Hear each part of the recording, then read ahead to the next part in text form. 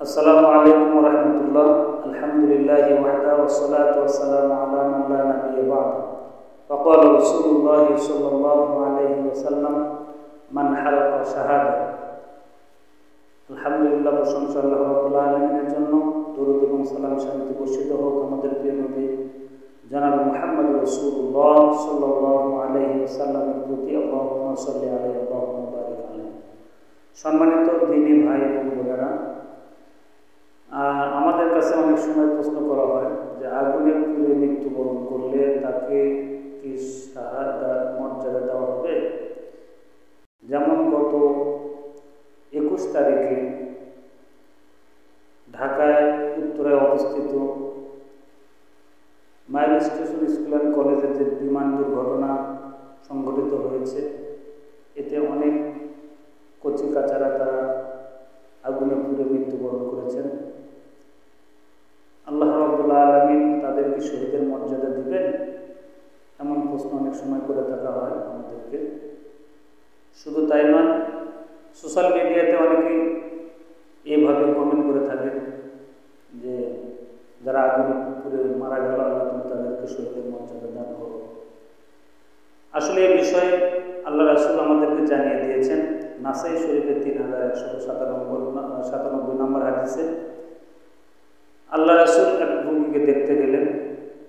যাওয়ার পরে সেখানে ওই বাড়ির নারীরা তারা ক্রন্দন করছেন আর বলছেন যে আমরা মনে করেছিলাম যে আপনি আল্লাহ রাস্তায় মৃত্যুবরণ করে শহীদ হবেন, কিন্তু তিনি তো অসুস্থ অবস্থায় থাকলেন, মৃত্যুবরণ মানে আল্লাহর রাস্তায় জিহাদ করে মৃত্যুবরণ করতে পারলেন না।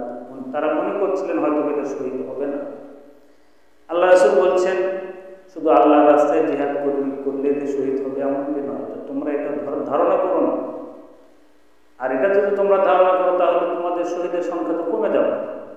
আল্লাহ রাসূল বলছেন পরবর্তীতে আল্লাহ রাসূল ওই সময় বললেন যারা আল্লাহর রাস্তায় জিহাদ করে মৃত্যুবরণ করে তারা শহীদ।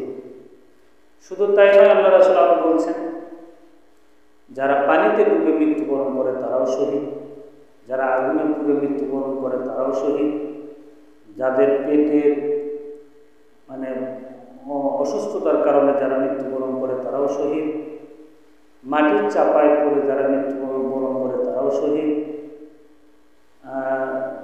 এমনকি নারীরা সন্তান যখন পেটে আসে, সন্তান প্রসব করতে গিয়ে যখন মৃত্যুবরণ করে, অনেক মা বোনেরা মৃত্যুবরণ করে, আল্লাহ রাসূল বলছেন তারাও শহীদ।